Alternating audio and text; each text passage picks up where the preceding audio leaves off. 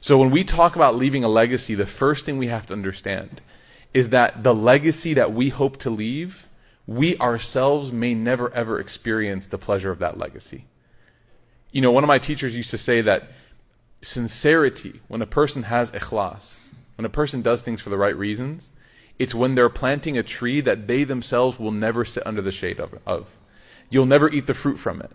You're planting it because you know that it's the right thing to do, and that it will make Allah happy with you, and that future generations down the line, they will be the ones who will sit under the shade of the tree and they will think to themselves and thank Allah for the person who took the time out in sincerity to do what they are benefiting from.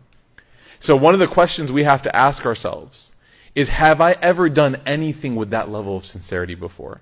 Or does it need to be shared on my social media? Do I need to experience it? You know, I used to share a lot on social media. I used to share when I was like reading, preparing for a khutbah or a lecture. I would like take a picture of the book and like my cup of coffee, and I'll like place everything properly, and then I'd write like, wow, khutbah prep, look at me, you know, like mashallah. And one of my teachers, Sheikh Hassan from Knoxville, he actually told me, he's like, what are you doing? He's like, you're literally taking your sincerity and you're throwing it in the garbage can. Do you ever do anything without sharing it? Do you ever do something and you actually, as Omar said, radiallahu anh, you work hard to hide your good deeds like you do with your sins?